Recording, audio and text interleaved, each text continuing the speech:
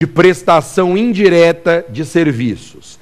Há uma pessoa que recebe do Estado delegação dessa incumbência. Sobre a concessão de serviço público, alguns comentários são muito importantes. Algumas características da concessão de serviço público. Primeira característica, que a concessão de serviço público é um contrato administrativo bilateral. Segunda característica, é que a concessão de serviço público só beneficia pessoas jurídicas.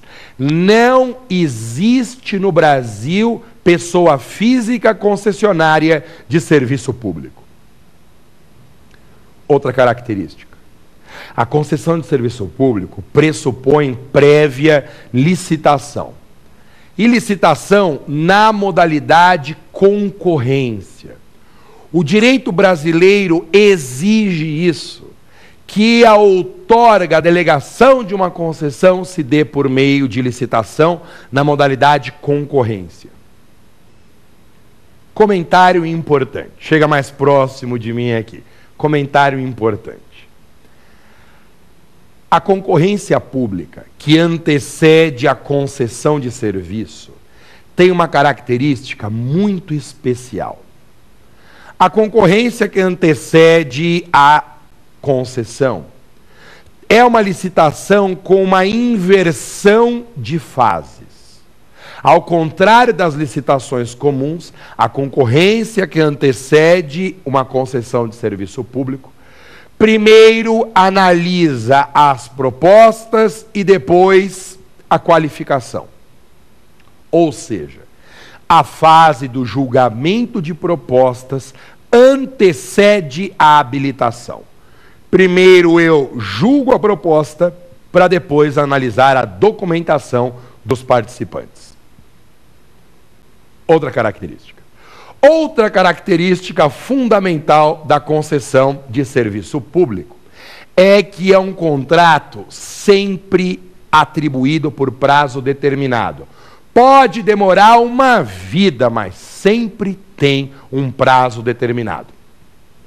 E para encerrar, a concessão de serviço público depende de lei específica.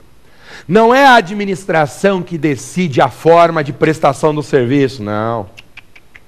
Essa é uma decisão muito séria e que possui um profundo impacto na forma como o serviço será realizado e do modo como ele se oferecerá ao usuário. De modo que quem decide isso é o representante do povo, é o legislador. Concessão de serviço público depende de lei específica. Muito bem. Eu quero falar nesse ambiente das formas de prestação do serviço, das características da concessão de serviço público. Eu quero falar de um tema muito importante: a responsabilidade de um concessionário de serviço.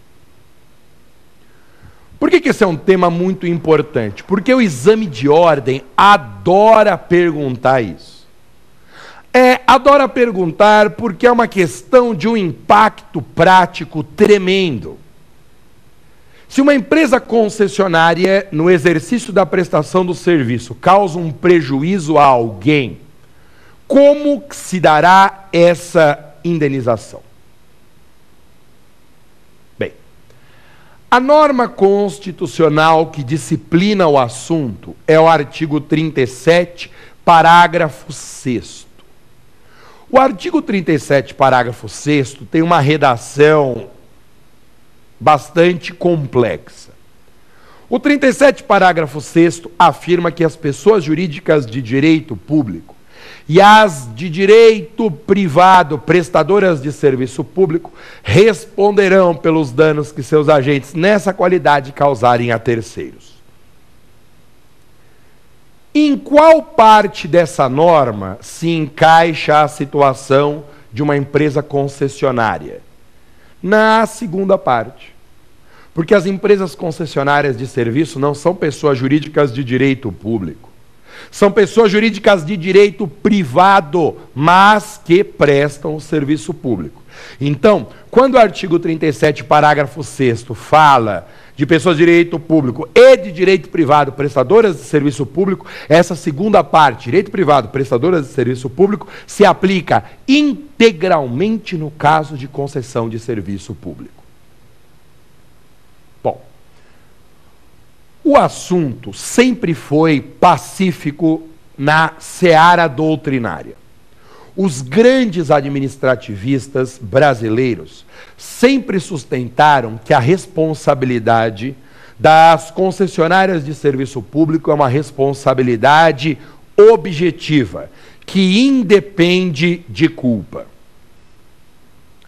Você lembra do outro programa? No programa em que eu falei de responsabilidade do Estado, eu comentei sobre a existência de uma musiquinha minha. Você sabe que eu trabalho muito com fixação de conteúdo por meio de memória auditiva. É uma nova pedagogia aplicada ao direito. Você acha com muita facilidade minhas musiquinhas na internet, qualquer site de busca que você digitar o meu nome entre aspas, você encontrará lá o acesso às minhas musiquinhas, o acesso gratuito.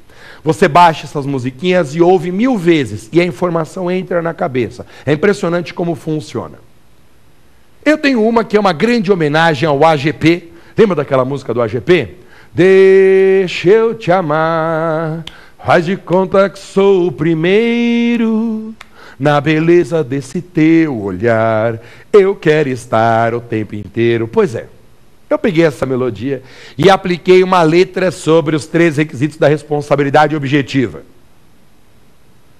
Para indenizar, é preciso comprovar primeiro ato dano nexo causal na teoria objetiva.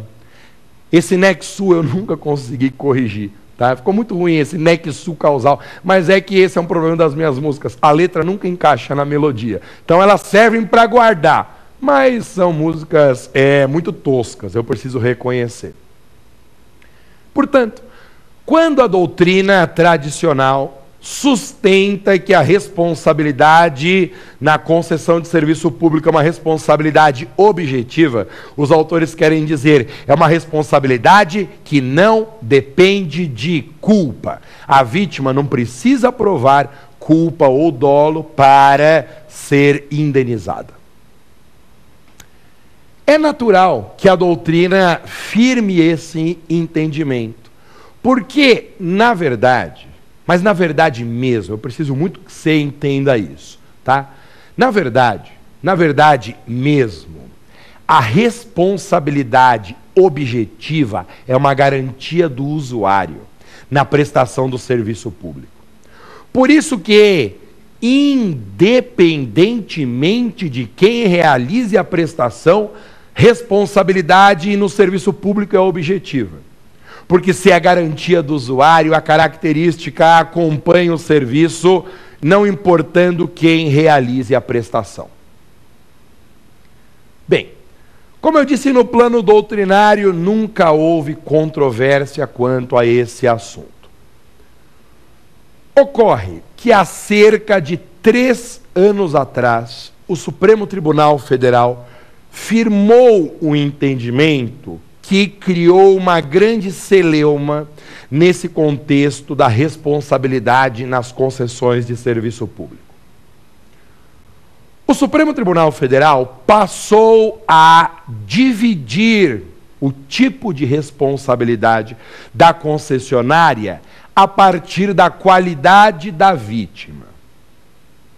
O tipo de responsabilidade do concessionário variaria conforme o status da vítima perante o prestador.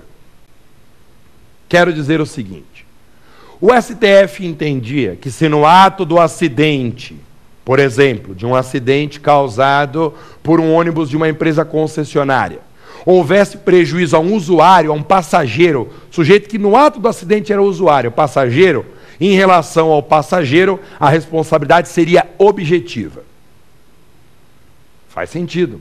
Faz sentido porque é uma relação de direito público, uma relação de prestação de serviço, onde houver a prestação, a responsabilidade objetiva funciona como uma garantia do beneficiário do serviço. Agora, O caráter inovador desse entendimento do STF estava